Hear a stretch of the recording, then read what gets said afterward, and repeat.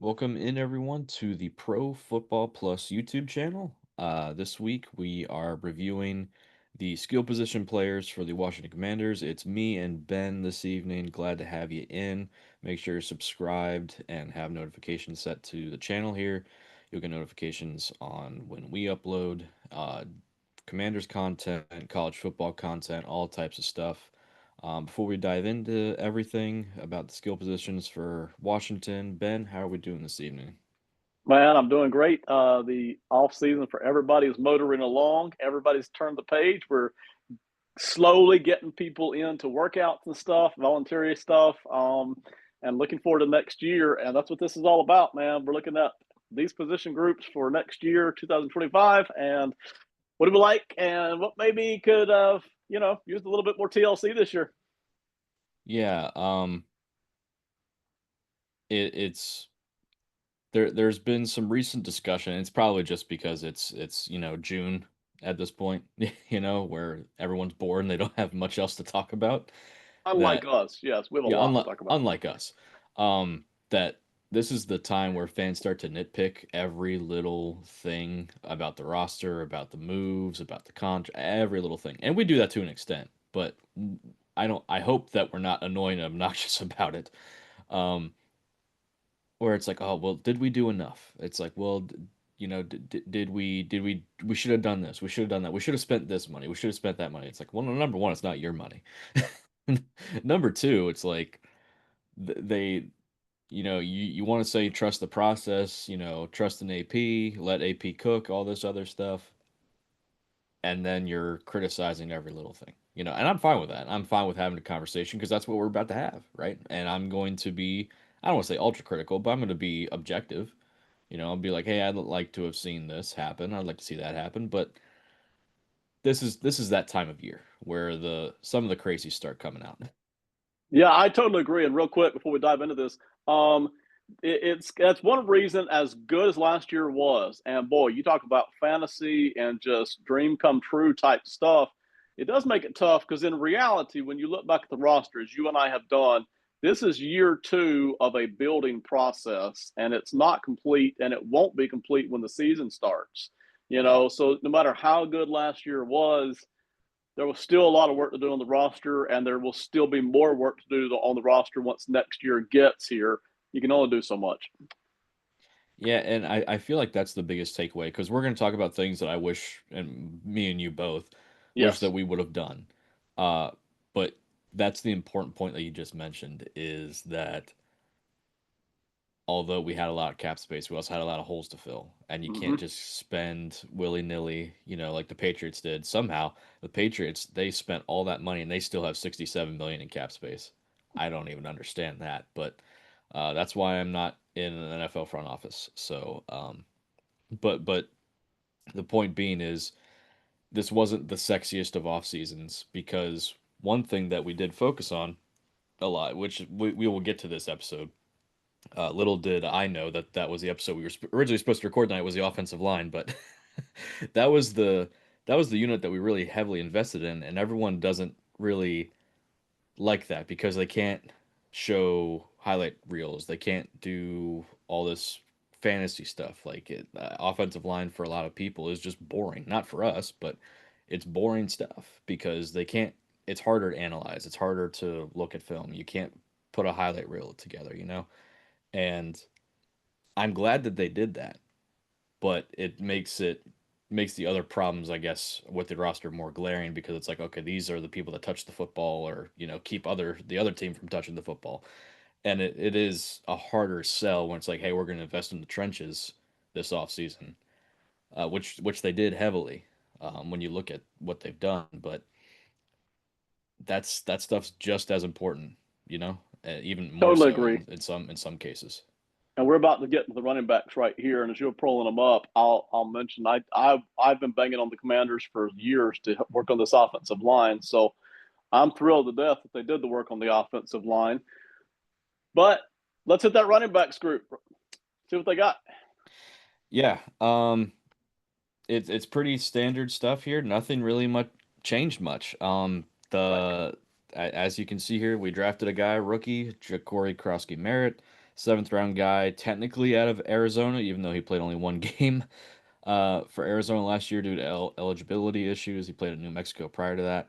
But it's still going to be, for right now, it's still going to be the same. Brian Robinson, Austin Eckler, Jeremy McNichols. Those are probably going to be the three guys on the roster. Rodriguez and Krosky Merritt are probably going to be relegated to a practice squad, um, you know, role. Uh, that upsets me a little bit because I really like Chris Rodriguez. I think he played relatively well when he had the opportunities to last year. Um, you wouldn't call Brian Robinson explosive, but he's got a little bit more to him than Rodriguez does athletically. Um, but I still I like Rodriguez. I think he should get more chances. Um, a lot of talk recently about us being linked to Nick Chubb, us being linked to J.K. Dobbins. Bringing in one of these veteran backs that some of these other teams have done past couple years. I'll let you react to that as you will. I have my own thoughts on it, but your just overall thoughts on the room. Yeah, I'd be more than happy for them to bring that in. I've always, for decades now, literally, I'm that old, been a fan of bringing in a veteran who we all know is on the downside of their career, but usually, boy, there's usually very little risk attached, right? You bring in a guy who's got the experience and who should still have some tread left on the tires, whether it's a running back or not. And hopefully, some of that talent shines through, even if it's not every week, right? You hope that he picks the spots. He has certain 3-4 games out of the year where he just really kind of shows that old flash that he used to have. I'm always a big fan of that. So if they pull that off, usually again the risk is low. Usually the cap number's not too high for that kind of a deal. I love it because you look at the room here. And by the way, we're fixing to do our podcast Odds on Favorite, which you can hear on Apple and Spotify as well, where we're going to cover the NFC East, go position by position for those four teams. I was grading out this running back room. I kind of came up with a C grade, more or less. It's solid. I like it. I don't love it. Nothing here really super excites me, but there's plenty to work with here, man. You got guys who can catch the football, of course, with Eckler, create those passing out in the flat, still pick up yards after the catch, right?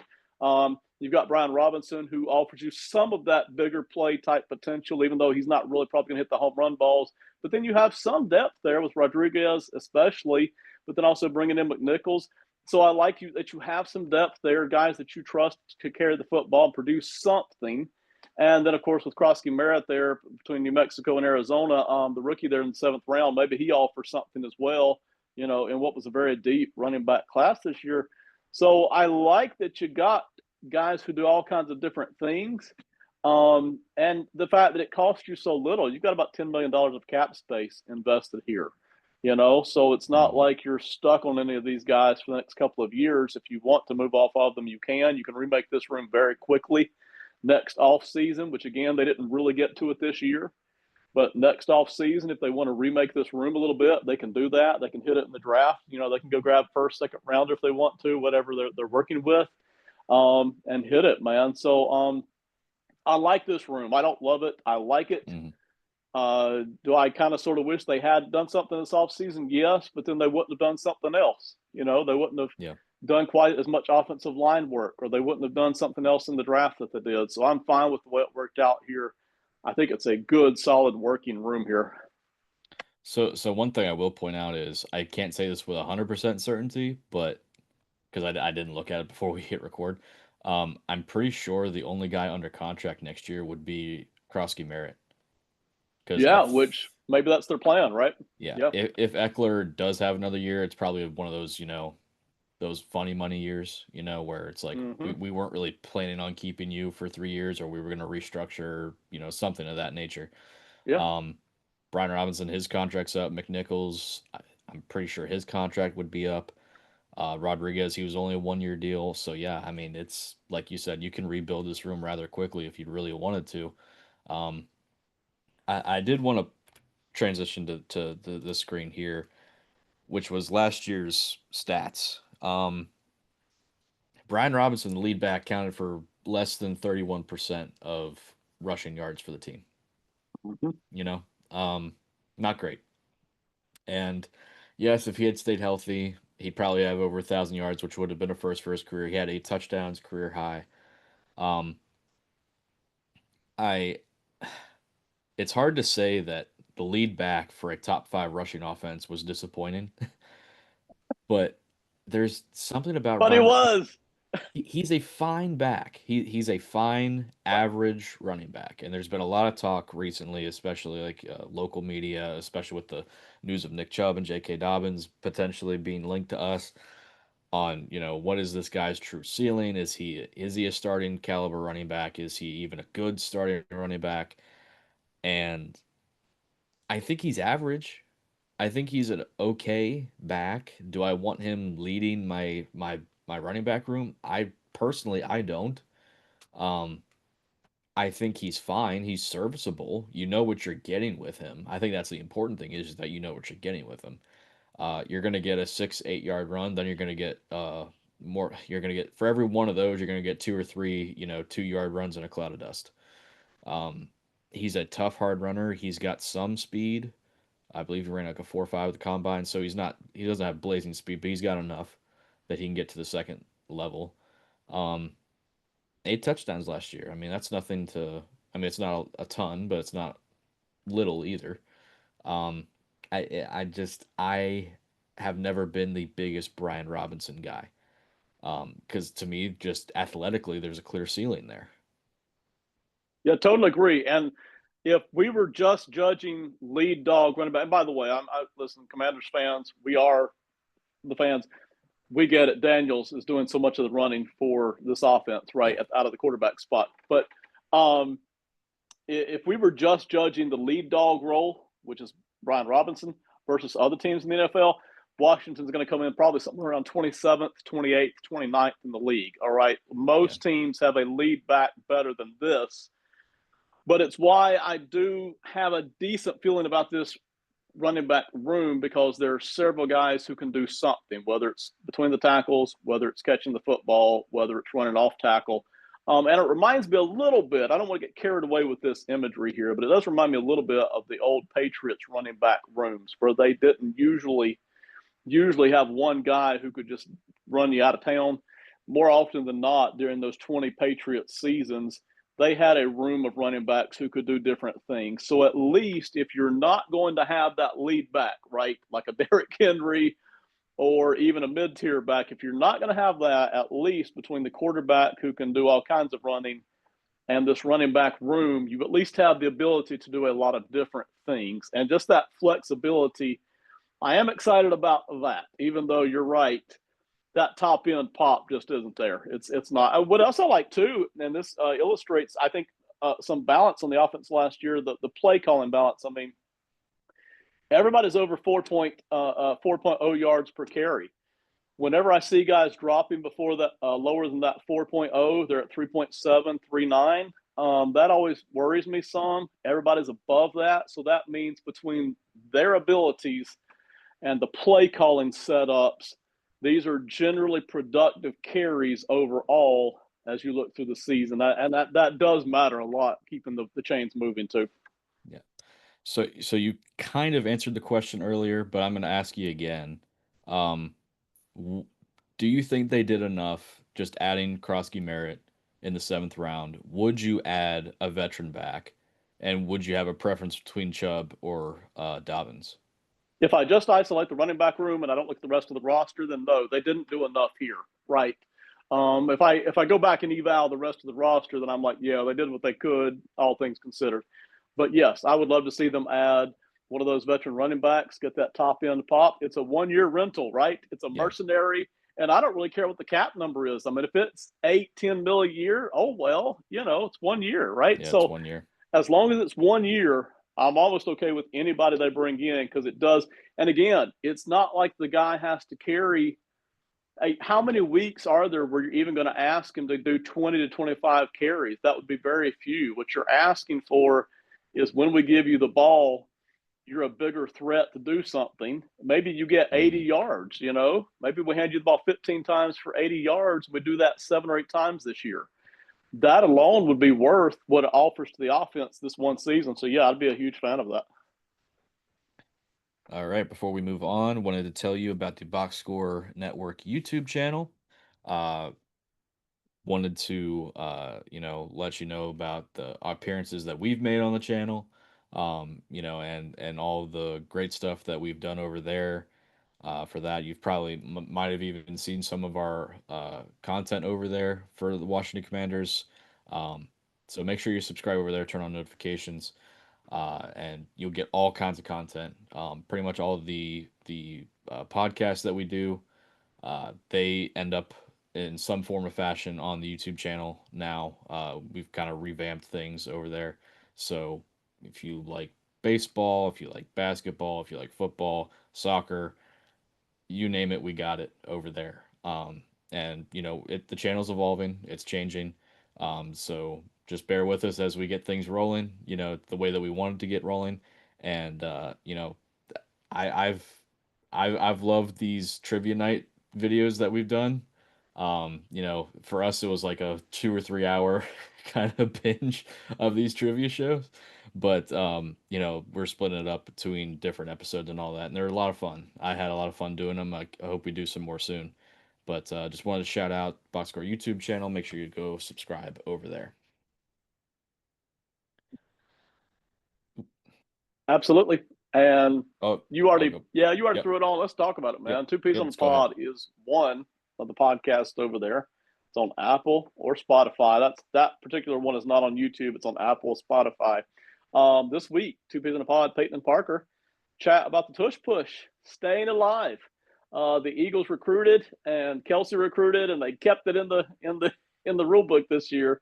And then they also give an NBA Finals preview, but not just any NBA Finals preview. The two brothers this week do it fantasy basketball style. So go over and check that out. See what that's all about there. That's Two Peas on a Pod. That's anywhere you get your podcast, Apple and Spotify, and anywhere else. All right, wide receivers. Ben, it's a little, it's better than it was last year. I'll say that. Yeah, Um, yeah, but to me, it still leaves a bit to be desired. Um, Terry McLaurin, obviously, the number one receiver has been for past 5, 6 years now. Going through a bit of a contract dispute right now. He's in the last year of his deal. He kind of wants that to change. He wants a contract extension, and I would like for him to be here for the rest of his career. I would just get that done. It's going to come in the form of probably a 3-year deal right now, but I would prefer just lock him up 5, 6 years, and just make it funny money in the end of the last 2, 3 years of that. Um, I would prefer that, but that's just me. Uh, Added Deebo Samuel, traded a 5th round pick for him. I know that a couple months ago when we first traded for him, I mentioned something about his cap number, right? And that we had the ability to opt in, opt out of something. Well, they yeah. restructured his contract for this last year. That pretty much did the same thing. It just probably did a little bit better to fit our situation. So his cap number was originally going to be like 17 million for this season. It's now, after the restructure, it's down to 5.2. So they kind of did it without doing it. So I just wanted to throw that out there, kind of a callback to, if you're a loyal listener, uh, to that conversation we had months ago, um, when he first brought on. I'm intrigued by Debo because it's a contract year for him, and he's a very motivated person. Um, I don't think that Adam Peters would have traded for him if he thought that he was a lazy guy or not a great teammate, because I mean he was in San Francisco with him, right? So I would like to assume that he knows what he's getting himself into, and Dan Quinn and Cliff Kingsbury. We brought back Noah Brown. We brought in Michael Gallup. Obviously most of you probably know him from his days in Dallas. Jalen Lane, the 4th round receiver, uh, this year, and then Luke McCaffrey was 3rd round last year. KJ Osborne was a guy we brought in last year. We played on the Vikings for a couple years. Started for them a handful of games. Was reasonably productive. Kind of like how Michael Gallup was in Dallas, maybe a little to a lesser extent, but still around kind of the same production. A veteran guy that's kind of been there, done that. Just a reliable receiver. Your thoughts on the wide receiver room? I like it, especially when I consider what else is on the roster on the offensive side. I really do like it. I'm cautiously optimistic about it, right? Hmm. But there's a lot of things to talk about here. First of all, the fact is McLaurin Samuel, Noah Brown, technically none of them are under contract for next year, right? They could all walk out Right. the door if Yep. something doesn't happen. So at least for McLaurin, you kind of have to make a decision. And we all know what that decision is. It's just a matter of sorting out the money, and I think Yep. they'll get it done. And you and I have talked about those contract numbers over the past few weeks, so I won't hit that tonight. I too hope they just get this thing done. I don't want McLaurin. McLaurin seems very committed, not only to his game but to the organization in general, as far as winning, as far as taking his job very seriously. That's the kind of guy I want to be here for quite a while. He's about to be 30 years old here in a few months, and I really want him to be a long term part of this, and he's going to be. He's not going anywhere. So that's just a matter of time. The Debo thing, them having already done the restructure, I wondered about that because I was like, well, is Debo going to come in and want a new contract too?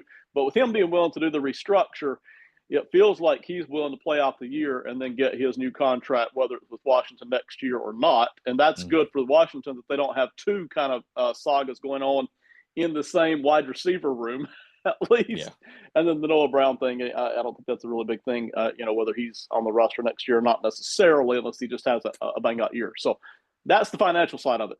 The Debo thing is a question, but I come out on the positive side of him being a productive guy this year. I really do, especially he's not the main guy. He's under McLaurin, and everybody knows it, right? So you've got a very tough guy here in Debo, probably not quite as fast as he used to be, but still, he understands the game very well, understands how he can work within all the underneath stuff that he does so well.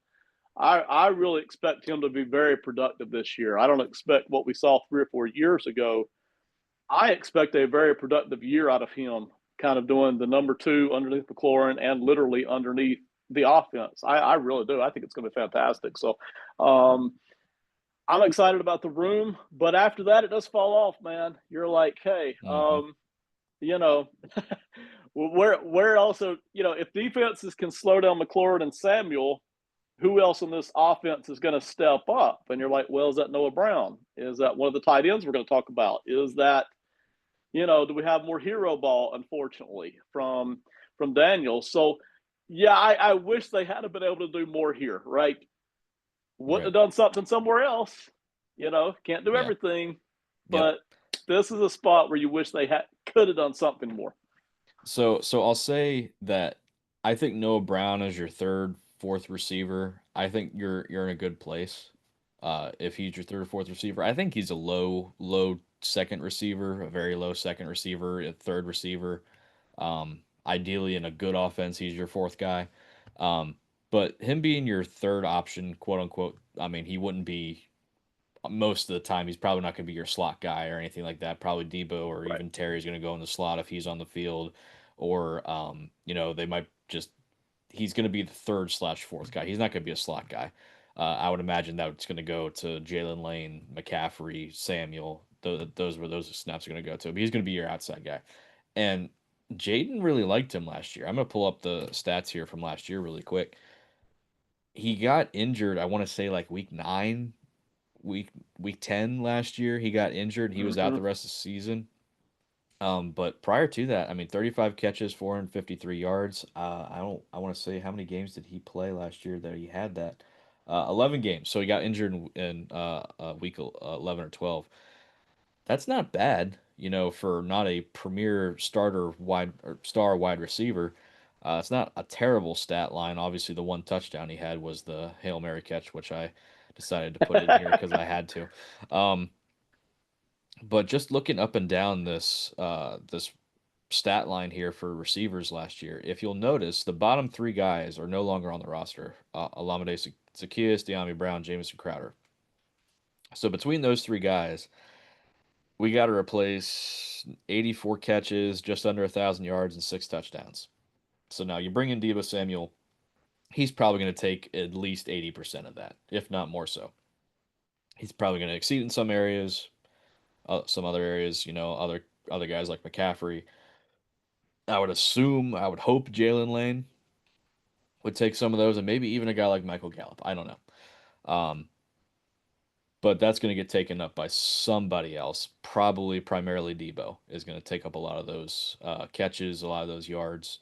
Um, So, but it is something that needed to be addressed, which is why I'm okay with the experiment to bring him in on for so cheap too, a fifth round pick. So, um, I don't know how you envision this going. I'm still a little apprehensive that, God forbid Terry got injured, like what this offense then becomes with this room. I really think that guys like Luke McCaffrey and Jalen Lane really need to take a step up, which I know is tough for a rookie to say, hey, you need to come to the plate ready to go. But he's a fast guy. He can work over the middle. He can be a slot. I think he can play outside too. But he played in the what was Virginia Tech ACC. So ACC football versus NFL football, the physicality is going to be very different. But I think he could play outside receiver. Um, I think those two guys really need to step up in this offense, especially if a guy like Sari or even Debo were to go down. Yeah, I agree. And overall, I graded this room as a B because I do like this room. The depth is concerning to me, as I mentioned, and you're hitting it. Somebody, Luke McCaffrey, or the rookie that you're pulling in, somebody needs to step up to kind of be the third and fourth guy just to take that edge off of everybody else. When the defense is clamping down on McLaurin, and when they are able to slow Samuel, somebody needs to be able to get open and produce some more yardage.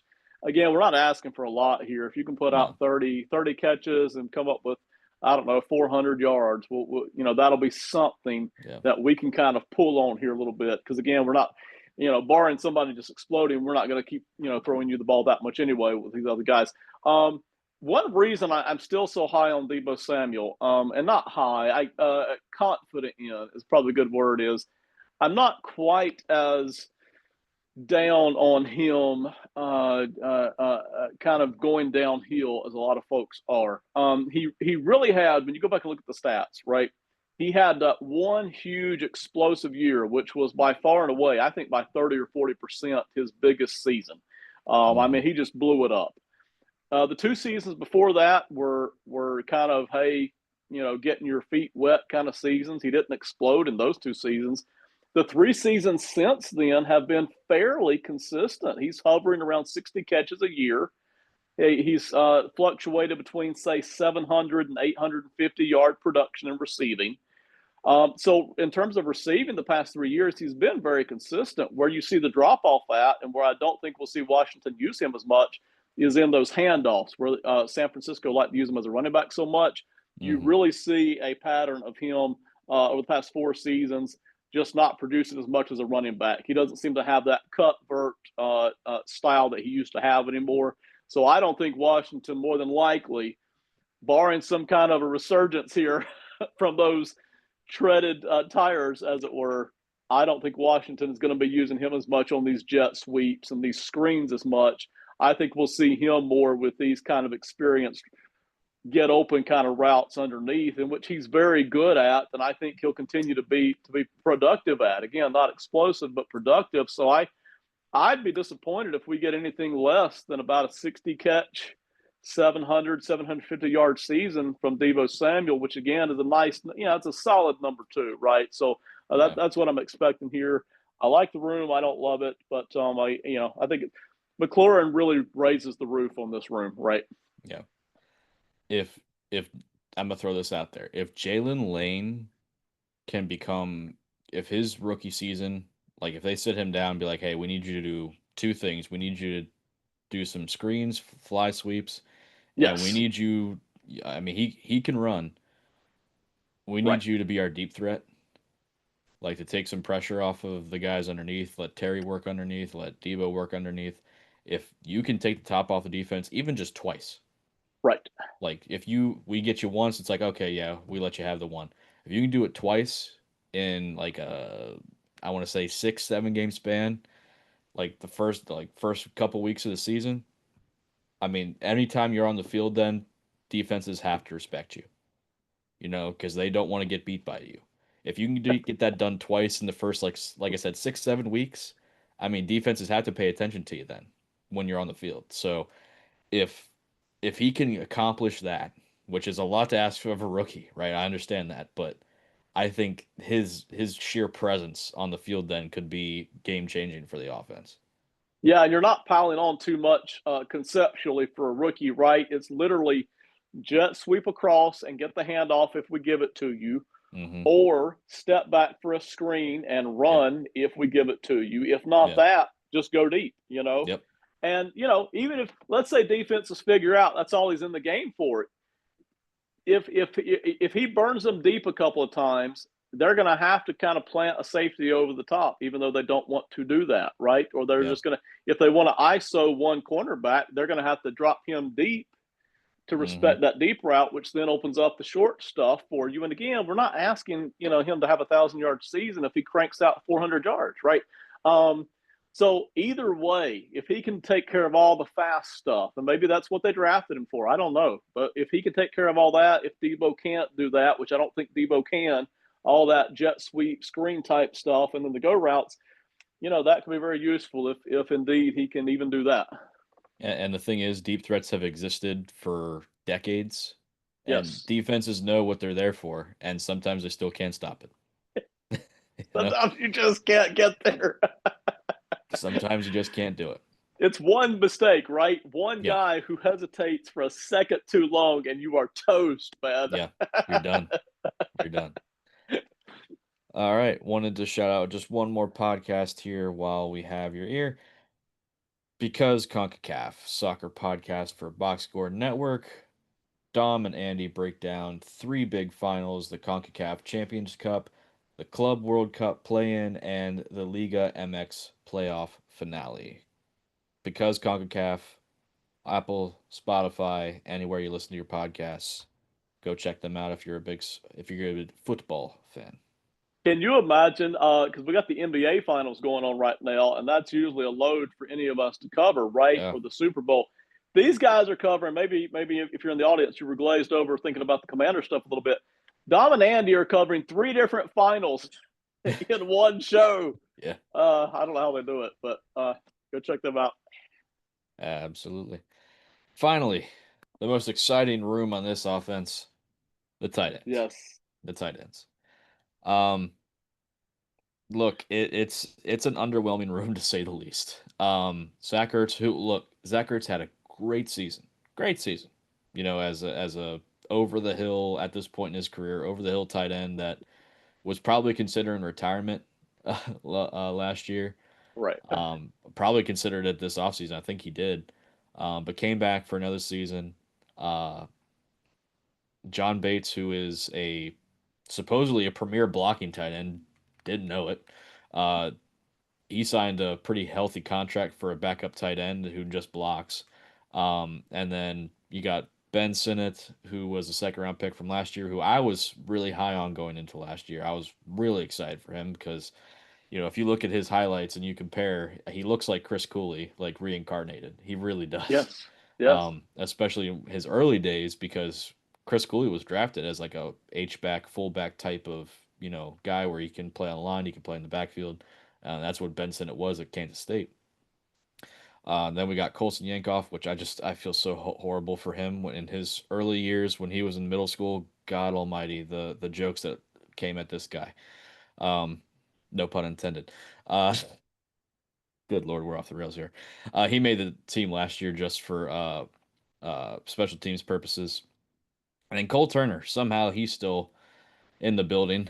He's one of the few leftovers from the previous regime. I totally forgot about him until I was making this graphic here. Uh, he was a talented guy coming out of Nevada. I believe it was Nevada. Uh, kind of a basketball type of, player where he can just high point the ball and he's not super physical, but he can just box you out. But nothing really has come of his NFL career. Um, I still have high hopes for Sinnott this year. I would hope that he can take another step. Sometimes tight ends they take a year or two to kind of materialize their NFL careers. Maybe Sinnott can take a jump, but if Hertz is not really the guy, or if takes a step back this season, then um, not good, not good. But I will give Ertz credit. He was Jaden's probably favorite target last year. Yeah, I graded this room as a C as well. I think it's a solid room. And listen, the interesting thing here is Bates and Turner. Between those two guys, either collecting money or still being on the franchise roster, somebody knows something about somebody, right? It's an interesting backside of the tight end room, man. Yeah, it is. Uh, I mean, anyway, I found a way to work in my lame joke, so apologies to everybody in the audience for putting up with that. Zach Ertz, good tight end. Not a backbreaker, but a productive guy. And you're right with being Daniel's favorite target. But just having that release valve, it's so huge, man, for young quarterbacks. When the play breaks down, when they don't have anywhere else to go, or when it's their only option, and they just know that they can hit that, boy, that is so huge. So huge, huge, huge to have that there. And then I agree on Sennett as well. I loved his flexibility at Kansas State. I really did. I didn't think he was so explosive that he should have been drafted higher, but I just love the flexibility. So I like the fact here we've got a good, solid tight end, our quarterback trust in Ertz, and we've got a guy with Sennett there who, in theory, ought to offer some flexibility back there in that H-back type stuff. We'll see if that materializes or not. But, boy, after Ertz, it's a rough tight end room, right? yeah. Man, I almost wish they had been able to bring in a veteran tight end, if nothing else, just to keep that depth there just a little bit, man. Maybe even do some two tight end sets every once in a while. Two guys to throw to, but didn't happen. But that's what they're working with. I mean, as you can see here, this is we had one guy that had 66 catches and we had 13 catches between the other two. If this doesn't illustrate your point, I don't know what does. Yes, you're exactly right. So, and listen, that can still happen. You never know what veteran is working out in his hometown. And I haven't checked the tight end free agent list or what, who's available for trade, right? So that could still happen. I really don't expect it to. But again, I think that's something because I'm not picking on them for the running back room or the wide receiver room. I do feel like adding a veteran tight end to this roster for a really cheap deal is something they could have done that they did not. So that's probably one thing I am going to pick on tonight out of these rooms that I really do wish they had done here. Yeah, I'm if Sennett takes a step forward, then all's forgiven. Right. Like if he can be, I'm not asking for 30, 40 receptions. I'm just asking, can you get 15 to 20? Can you get a couple first downs? Yeah. Can you throw a couple key blocks because blocking wasn't necessarily in his forte coming out of college? Can you just be somewhat productive? Can you take some of the burden off of Zach Ertz? Can you be a productive member of the offense? Um, and John Bates could be. I mean, he had to be at times in the earlier in his career, just because the cupboard was truly bare at tight end, other than Logan Thomas. I mean, it was just him and Logan Thomas. That was pretty much it. Um, you know, he could be, but he's not a guy. He's not dynamic at all. I mean, he's a fine athlete, but Right. he's not explosive in the least. He can't really get much separation. It's all got to be manufactured for him. Sennett, I believe, on the other hand, can get separation. As long as he keeps working all that. I think he has the athletic ability to do so. Um, I think that he has a relatively high ceiling. It's just some tight ends they just never see it in the NFL. Yeah, I agree. Based on what I saw, I too think he could create separation. And I will say, because again, we're talking about small things that might make a difference, domino effect in the offense. Sennett stepping up would be one of those things. And again, we're not asking him to do 40, 50 catches. It would be, 15, 20, 25 catches maybe. Hmm. That would help working off of Ertz. And one of the things that would get, and you mentioned that would get him on the field more is just upping his blocking game. And that is something that guys can improve on. I can't tell you how many tight ends I've seen come out of college who couldn't block, and after 2 or 3 years in the NFL, they could. Not only because they'd worked on their technique, but they had worked on their muscle frame. So if Sennett has spent the offseason, excuse me, working on his technique and getting in the weight room even more, working on that mass, if he's done those two things, then all of a sudden he can be on the field a whole lot more for all the blocking stuff.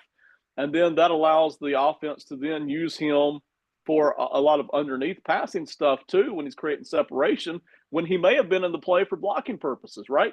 So, that's the kind of stuff that shows up in small ways. We don't know what these guys are doing there in the off season necessarily, but that's what we'll be looking for early on in the season.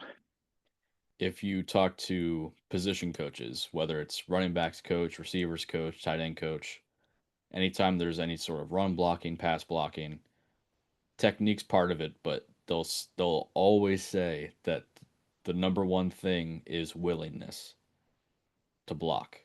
You know, Yeah. Washington fans will appreciate Jordan Reed. About 10 years ago, there was a tight end named Jordan Reed, and he couldn't block worth a lick. I mean, he was not a blocker, but once he was willing to block, even though it wasn't pretty, even though it wasn't technically sound, it was still better than him just passing it off, right? Now I'm not saying that he was some great blocker, he didn't turn into that, but it was enough to where it wasn't a tell when he was on the field that it was going to be a pass play. Sinnott is a willing blocker. He is very willing. He plays special teams. He does the dirty work and all that. It's just at this point, he's like, as you mentioned, he's got to get better with the technique, with muscle mass, all that other stuff. He's got to get better at. Once he does, though, Yeah. I think he's going to be, he'll be in the backfield more as an H back, which is what he was originally was in college. Which I think Yes. Kingsbury is just going to have a lot of fun with. I want to end on just one question. You mentioned all these different things that you would have done to improve each position. If you could do one, like, hey, we're going to go into camp, we need to improve one of these skill positions. If you could do one move to improve one of these positions, what would it be? Yeah, it would be the tight end, because you might even if you were trading for a guy, and I haven't looked to see who's available trade block or free agency, so I'm talking out of my butt here just a little bit off the cuff, okay? But if you could grab a tight end through trade block, you might even get a guy who's better than Zach Ertz. And you talk about being able to do two tight end stuff and really flex out the offense a good bit, working with Samuel and the running back and McLaurin. I would do that. I think that would be the easiest thing to do. That would be my without having explored the markets, that would be my number one thing. It'd probably also be the cheapest if you're trading draft capital or a low Yeah. level player or something like that. Yeah. I mean, it probably wouldn't take much at all. I mean, it'd probably be a pick swap, like here's a Mark fourth. Andrews, baby. Give me Mark Andrews. Man, honestly though, I would do it. I would do it. I mean, you can have Ben Sinnott if you want. If I get Mark Andrews, I'll take it. You can have Ben Sinnott in the fourth. Just give me a six back, and we'll be happy, right? I mean, Yes. it's um, yeah. Any other thoughts on the skill positions? Any specific player? Any specific position? I could go on and on, but thank you everybody for listening. We've got Commander stuff coming all summer. We are packed. We are not, kicking back for the summer. We are loaded, coming hard, and we're going to double down in the regular season every single week. So stay tuned. Absolutely. Make sure again you subscribe and turn on notifications for Pro Football Plus. We enjoyed having you. Come back in a couple weeks, and we will have offensive line. This time, I'm not lying, Ben. We will have offensive line. We will have Or that. defensive backs. Or Who defensive knows? backs. Kickers Who and knows? punters, baby. All right. See you all next time.